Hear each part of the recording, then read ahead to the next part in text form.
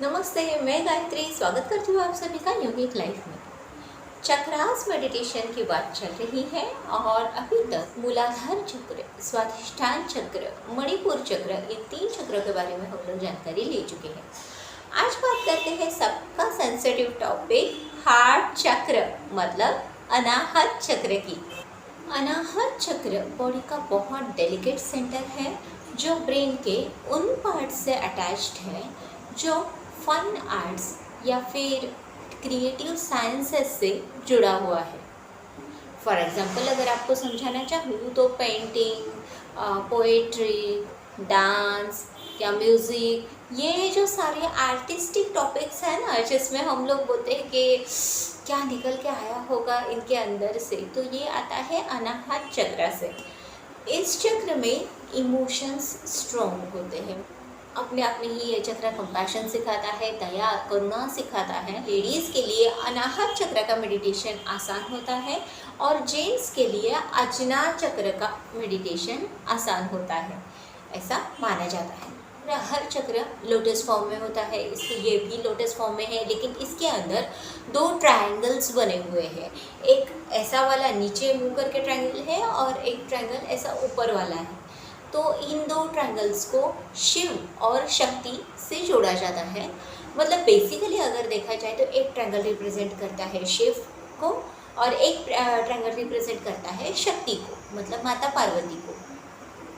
शक्ति जो क्रिएटिविटी देते हैं, ये जो फाइन आर्ट से, ये सारे साइंसेस है, इसमें क्या बोलते हैं, इसमें जो है मास्टरी देते हैं।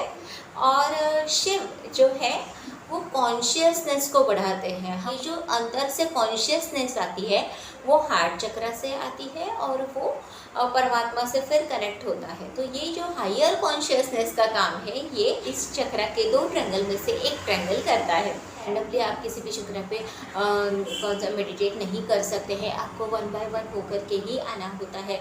फिर अगर आप फर्स्ट चक्र, सेकंड चक्र, थर्ड चक्र का भेदन कर चुके होते हैं, उसके बाद में आपका हार्ट चक्र मेडिटेशन की टर्न आती है। और जब आप हार्ट चक्र पे मेडिटेट करते हैं तो ऐसे इंसान को योगी कहा जाता है। इससे पहले चक्र पे मेडिटेशन करने वाले इंसान को योगी नहीं कहा जाता है, उसको योगा प्रैक्टिशनर कहा जाता है। मणिपुर चक्र तक जब हम मेडिटेट करते हैं, फर्स्ट सेकंड थर्ड चक्र तक हम मेडिटेट करते हैं, तो हम डिपेंडेंट कॉन्शियसनेस में होते हैं। मतलब हमारे अंदर जो भी थॉट्स आते हैं वो प्रारब्ध कर्मास की वजह से आते हैं। ये थोड़ी सी हैवी थ्योरी आपको समझाना चाहती हूँ, थोड़ा सा कॉन्सेंट्रेट करके सुनिएगा ज़रूर।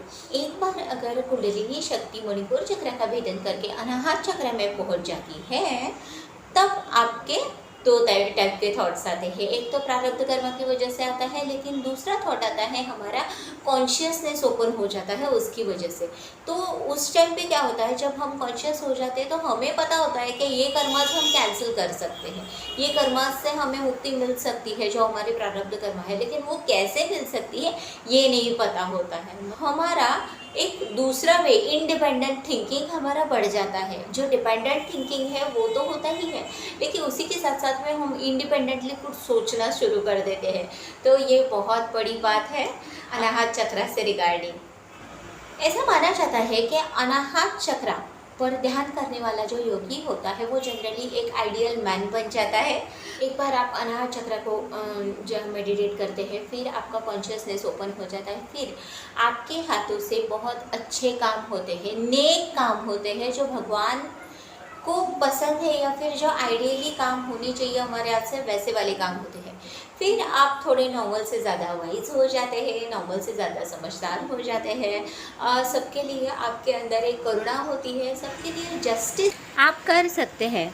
इसकी बदौलत कुछ पावर्स आप में आ जाती हैं।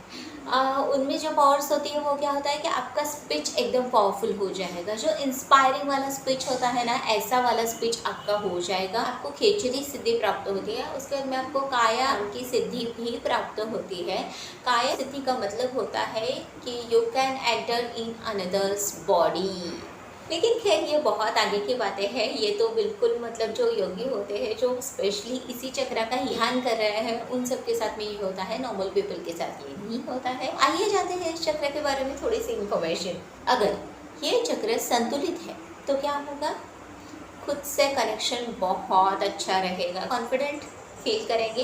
कंपैशन अपने अंदर होता है, कंपैशन का मतलब होता है दया, करुणा।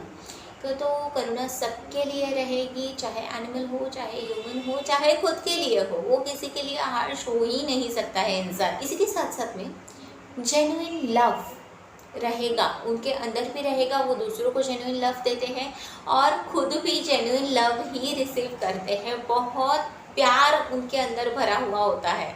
ऐसे लोगों के पास में खुशी आसानी से आ जाती है। हमेशा आपके पास में चाहे जितनी भी दौलत आ जाए, कुछ भी आ जाए, लेकिन अंदर अगर सेटिस्फेक्शन नहीं है तो सब कुछ किसी काम का नहीं होता है। लेकिन अगर आपके अंदर सेटिस्फेक्शन वाली फीलिंग है तो आपका थोड़े में भी गुजारा चल जाता है अच्छे से। तो वो जो सेटिस्फेक्शन वाली खुशी है वो इन लोगों के अंदर होती है। उन लोगों के पास में अनकंडीशनल लव होता है, विदाउट एक्सपेक्टेशन आपके पास में लव होगा, सामने वाले से कुछ भी एक्सपेक्ट नहीं करना है। जो प्यार है वो बहुत जेन्युइन है। इसके रिगार्डिंग एक छोटी सी स्टोरी आपको सुनाना चाहती हूँ। वंस अपॉन अ टाइम जब साधु गंगा का वाटर लेके, एक साउथ में शिवलिंग है, वहाँ तक चल के जाते थे। ऐसा एक उनका कैन सा भरा हुआ है, कमंडलू है या फिर कुछ कोई बर्तन है उनके पास में। तो वो सारे साधु गंगा से पानी उठा रहे हैं और चलते चलते चलते चलते बहुत साउथ साइड में भारत के एक शिवलिंग है, वहाँ पे शिव जी को अभिषेक कर रहे हैं गंगा के पानी से। वो डिस्टेंस कितना होता है, अराउंड 3000 माइल्स का डिस्टेंस वो पैदल पार कर रहे हैं। ओके, एक बूढ़े संत होते हैं वो और उनके शिष्य भी इस कारवां में हैं। तो उन्होंने भी पानी लिया है, 3000 माइल्स चल के आ रहे हैं। अब वो मंदिर के प्रीमाइसेस में पहुंच गए हैं। मंदिर के प्रीमाइसेस में पहुंचते ही एक गधा सामने से दौड़ता हुआ आता है। ये जो बूढ़े संत हैं इनको पता चल जाता है कि इसको पानी चाहिए। तो वो क्या करते हैं पता है, अपना पानी का कैन उसके सामने खोल देते हैं, रख देते हैं। ये देख के उनका एक शिष्य ऑलमोस्ट चिढ़ जाता है, बोलते हैं गुरुजी आप क्या कर रहे हैं, 3000 माइल्स हम लोग चल के आए हैं, गंगा का पानी साथ में लेकर के आए हैं, इतने वजन के साथ में हम लोग चलते आए हैं, आपने ये ऐसा क्यों कर दिया, आपने उस गधे के सामने खोल दिया कैन।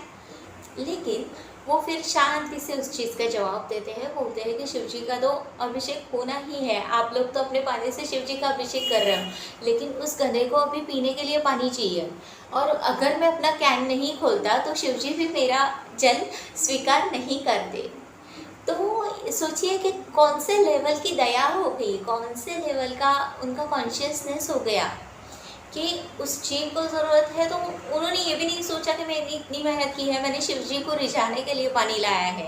अनाहत चक्र उनका काफ़ी अच्छे से जागृत था और इसी की वजह से उनको उस गधे की पीड़ा समझ में आई। अब चलते हैं, अगर अनाहत चक्र हार्मोनी में नहीं है तो क्या होगा, उस इंसान को खुद से कोई कनेक्शन नहीं होगा। हमारी सोच से हमारा एक कनेक्शन होता है, बोलते हैं ना आत्मा की आवाज़, तो इनका उस कनेक्शन में ही बहुत गड़बड़ होती है और उनका खुद से कोई अच्छा कनेक्शन नहीं होता है। जहाँ खुद से कनेक्शन नहीं है वहाँ जेन्युइन लव की तो कोई गुंजाइश ही नहीं है। वो किसी को सच्चा वाला प्यार दे भी नहीं सकते हैं और ना ही इनके पास में सच्चा वाला प्यार कभी चल करके आता है, क्योंकि ये लोग खुद को उस प्यार के लायक नहीं समझते हैं। अब जहाँ बेसिक चीज़ों में ही गड़बड़ है तो कॉन्शियसनेस की तो बात ही छोड़ दीजिए। तो इनके पास में कोई भी कॉन्शियसनेस नहीं होता है, ना ही हार्ट चक्र पर मेडिटेट कर पाते हैं।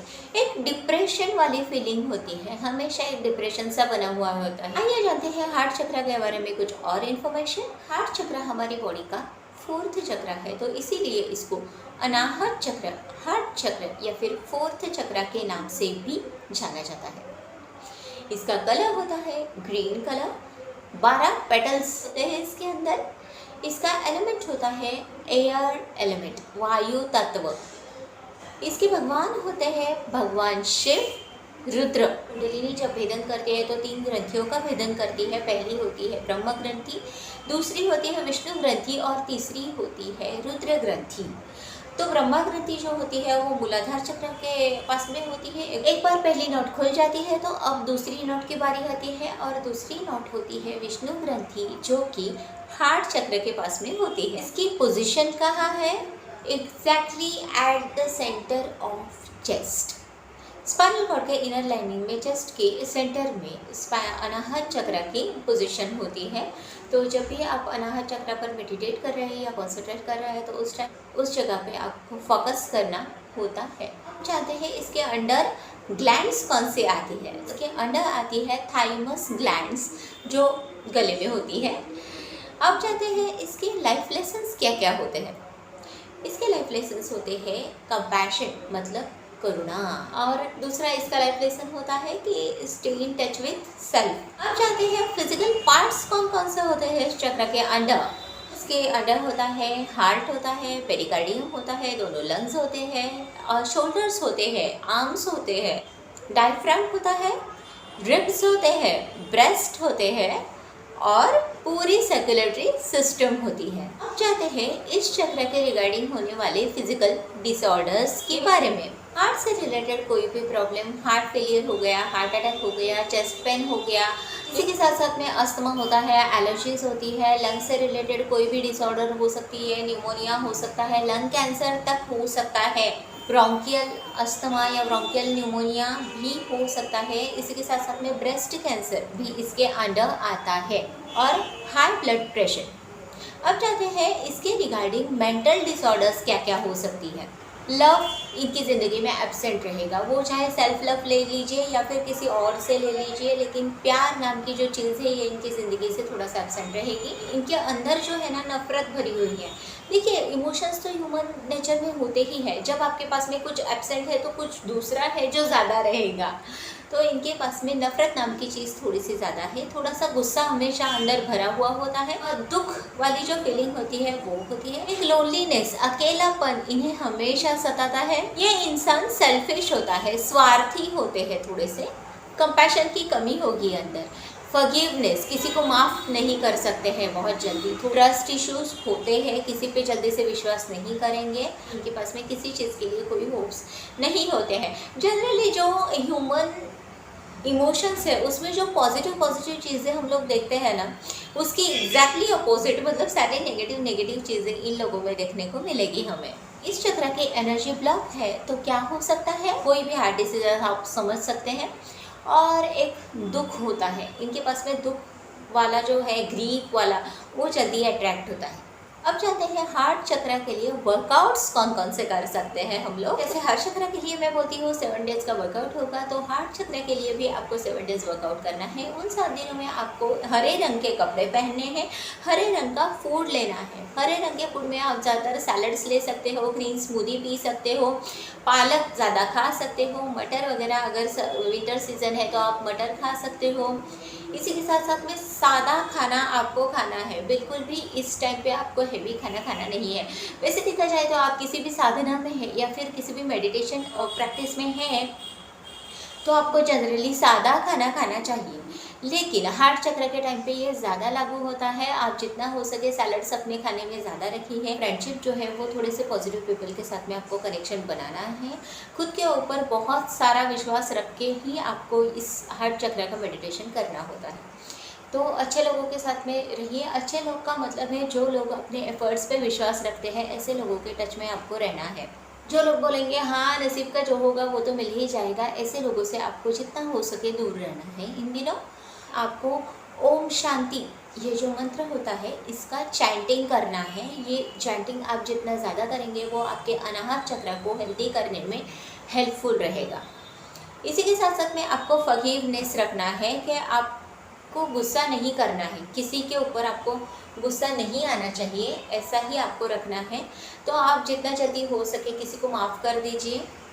के थॉट्स के ऊपर विश्वास रखना है, मतलब मेरे थॉट्स बहुत पावरफुल है ये सोचना है और उसी के जैसे आपको बिहेव करना है। तो गलती से भी एक भी नेगेटिव चीज़ आपके माइंड में नहीं आनी चाहिए, वरना वो ट्रू हो सकती है। अगर आपका मेडिटेशन अच्छे से वर्कआउट कर गया है तो वो चीज़ ट्रू हो जाएगी। क्योंकि हार्ट चक्र को कल्पतरु माना जाता है, इसके अंदर कल्पतरु का स्थान है ऐसा माना जाता है। कल्पतरु वो पेड़ है जो आपको आपकी सारी विशेस पूरी कर देता है।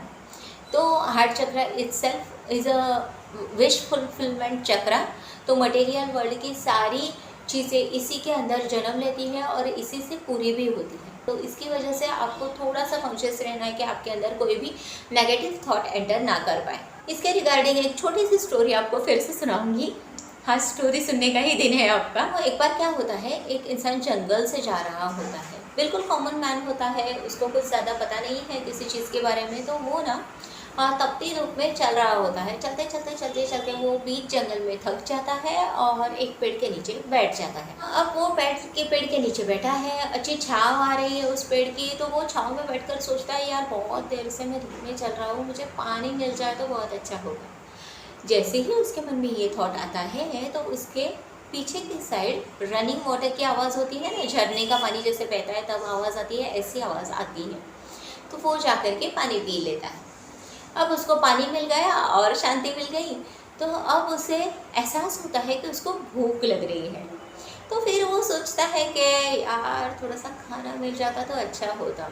और तुरंत उसकी साइड में एक प्लेट रखी हुई है खाने की, बहुत टेस्टी खाना है उसमें। तो वो प्लेट उठा लेता है, खाना खा लेता है, पेट भर के खाना खाता है, बहुत अच्छा उसको लगता है, उसकी भूख मिट जाती है। अब पेट भर गया तो अब सोचता है कि यार अब नींद मिल जाए तो अच्छा है। उसके ऐसे सोचते ही वहाँ पे एक बेड तैयार हो जाता है, बहुत अच्छा वाला। तो वो बेड पे सो जाता है। अब बेड पे सोता है तो भी वो ये नहीं सोचता है, मतलब मूर्ख बुद्धि बोलते हैं इसको, कि वो ये नहीं सोचता है कि मेरी सारी विशेष कैसे पूरी हो रही है। वो एक बार भी नहीं सोचता है और वो बेड पे सो जाता है आराम से। अब दोपहर में सो जाता है, खाना वाना खा लिया है तो बहुत देर तक उसको नींद आ जाती है। शाम हो जाती है, मतलब जब तक उसकी नींद खुलती है तब तक शाम हो चुकी होती है और अंधेरा सा हो जाता है बिल्कुल। अब वो उठता है, उठकर भी ये नहीं सोचता है कि वो इसकी सारी विशेष पूरी हो रही है तो एक बार ऊपर देखूं, क्योंकि वो बैठा होता है कल्पतरु के नीचे, इसलिए उसकी सारी विशेष पूरी हो रही है। और बिना मतलब ह्यूमन माइंड है। तो उठने के बाद वो सोचता है, अरे बाप रे कितना सारा अंधेरा हो गया है, अब इस अंधेरे में ऐसा ना हो कि शेर आ जाएगा और मुझे खा जाएगा। सोचता है, खाली कल्पतरु के नीचे बैठा है, जो सोच रहा है वो पूरा हो रहा है। अब उसने ये सोच लिया, भले ही गलती से सोचा है लेकिन सोच तो लिया। तो ऐसा ही होता है, शेर आता है और उसको खा जाता है। ये होता है अनाहत चक्र का पावर। तो सोचना बड़ा सोच समझ के है आपको। उस टाइम पे अगर आपने नेगेटिव सोच लिया तो हो सकता है आपके नेगेटिव विश भी पूरी हो जाए। इसी के रिगार्डिंग ये स्टोरी थी कि आपके थॉट्स बहुत पॉजिटिव होना ज़रूरी है उन दिनों। आप चाहे तो कुछ नहीं सोचिए, लेकिन जो सोचिए वो पॉजिटिव सोचिए। यही लेसन ये चक्रा दे रहा है। इसी के साथ साथ में फॉरगिवनेस को प्रैक्टिस करना है कि आप किसी के भी लिए फॉरगिव रहें, कंपैशन रहे आपके दिल में, किसी के भी लिए दया रहनी चाहिए, खुद के लिए दया रहनी चाहिए, किसी और के लिए भी दया होना बहुत ज़रूरी है। अब सॉरी, शायद मैंने आपको नहीं बताया कि इसका मंत्र होता है यम।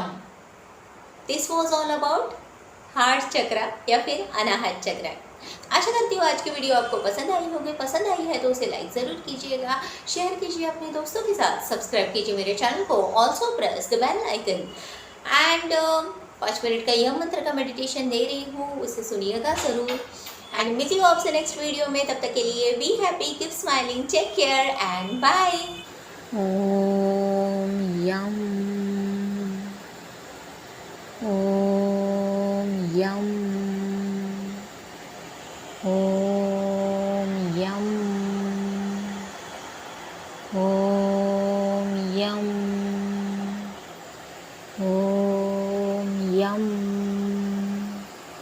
ओम यम ओम यम ओम यम ओम यम ओम यम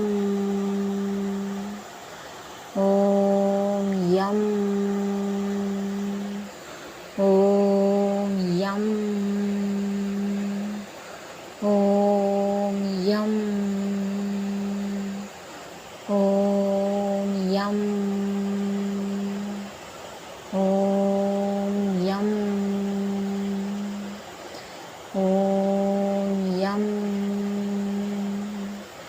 ओम यम